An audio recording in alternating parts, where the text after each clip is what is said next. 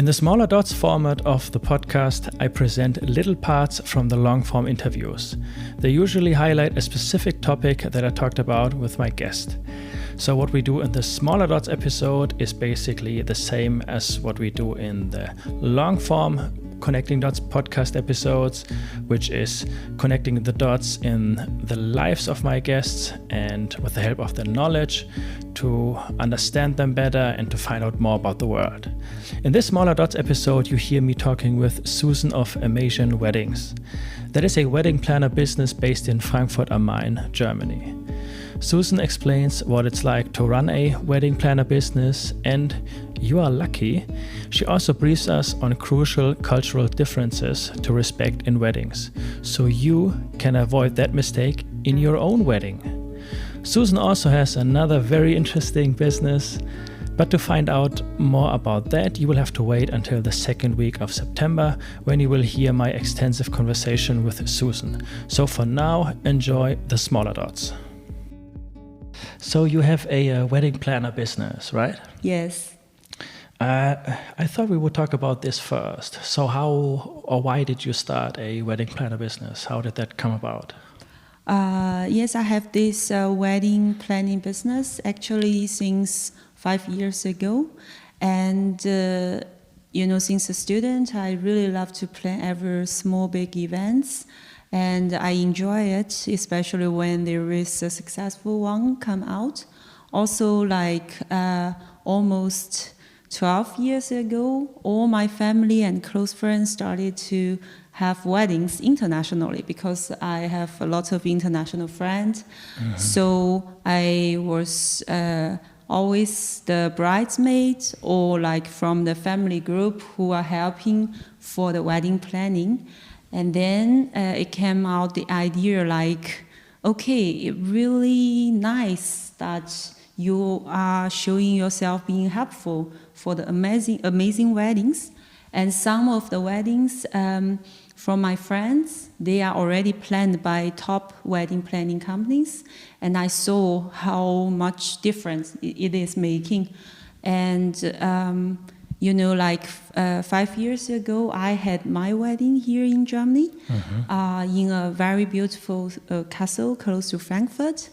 I love the environment and everything, but I also see that there are lots of things can be done. Like if there is a wedding planner there, because the wedding couple and the family, they know everything, but on the day, you have to concentrate on the guest. Mm-hmm. So here is where I can bring more value and make a beautiful, amazing dream wedding there. In what castle did you have your own wedding? That's Schloss Hotel Weiberhofer. That's half an hour by driving from Frankfurt. And you liked it? Was it good? Yeah, it was really nice. That's great. I mean, because there I was not professional, but now from the professional side, I would like to see if at the day there is someone who's so helpful about planning the wedding, I would be so thankful. Mm-hmm. I am satisfied with the wedding, but there is some cultural difference and there is some better ways we can do with guests. Mm-hmm. If there is someone helping me as a bride there. You're from China, right? Yes. So a lot of family from China, I guess, was flown into Germany for exactly. that? Okay. And I'm sure with your own wedding, you already gained a lot of experience, what it is like to have a wedding in Germany under the circumstances here, but to also be culturally sensitive to exactly. Asian let's say, Asian marriage demands, right? Yes, especially if there is a cross-cultural wedding. For example, during my wedding, we had a Western style or German style wedding. Mm-hmm. And I love the DJ. We had really a great DJ. He's popular. And he wants to show that he's also satisfied with the wedding at the end. So he sent us a really beautiful, nice clock. And with his name there, it should be really nice for German sense. For the wall. For the wall. Ah, yeah. But with Chinese culture, that has another meaning. because the sound is not that nice, and it's like taboo. So nobody likes to get a clock as a gift, especially for the wedding. So, like with Chinese culture, there's another meaning. So I'm still thankful, and I know the meaning is cherish the time, but I think lots of misunderstanding can be prevent. Like this kind of surprise, we can remove that at the beginning with the right planner. So when there's an intercultural wedding, you have to, like I said, be sensitive to the cultural differences, because what you may do in one country may be something bad or even an insult in another country, right?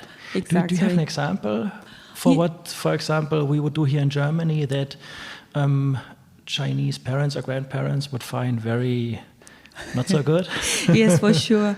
Like the number 4, actually, this also has a meaning like the clock, meaning like that.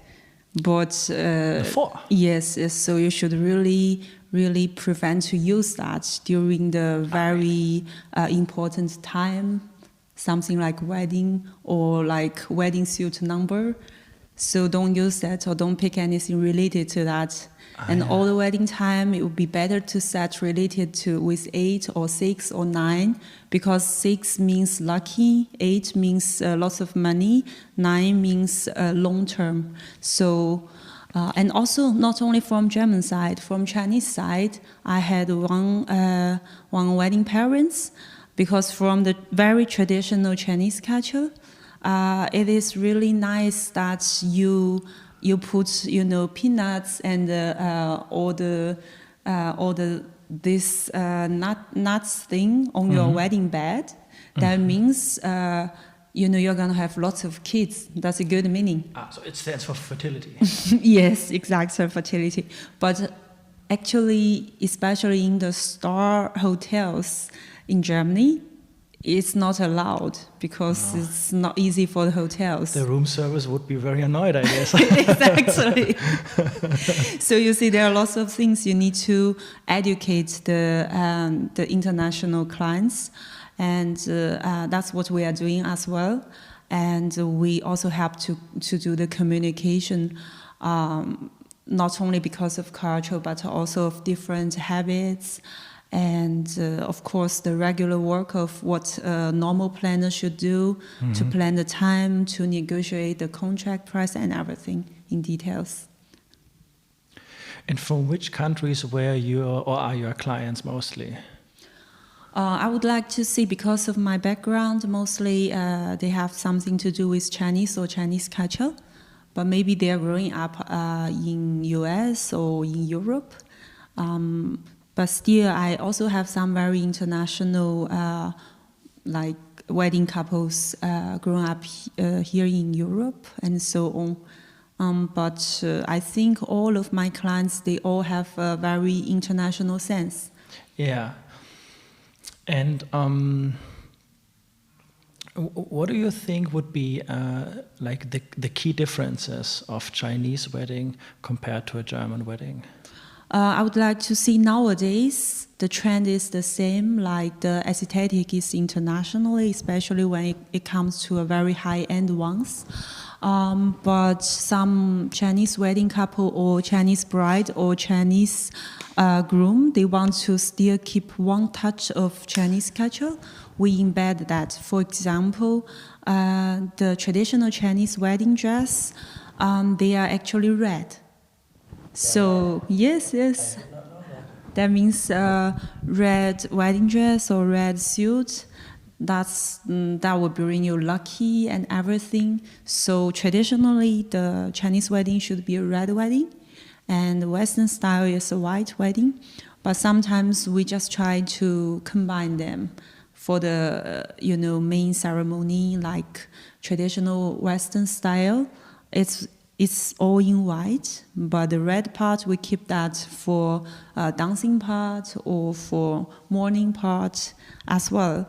But then from the dress code, you need to be careful to keep all the guests well informed.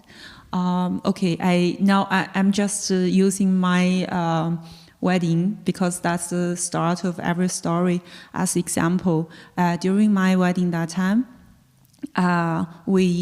although we informed guests, but we forgot to write, okay, please reserve red for the bride, because I thought everyone knew that, the Chinese culture, but no, it's not like that when it comes to wedding. So there were lots of guests wearing red, and my parents were shocked, like, how there are different women and men wearing red during your wedding. I was like, it's culture. They found it kind of insulting at first. Yes. Ah, wow. And confused. Okay. I also did not know that. I thought, I naively think it's white everywhere, but that's not true at all, right? Yes, and I thought everyone knows Chinese culture red but it's also very naive, you know. Yeah. There you can see how you grow up in this.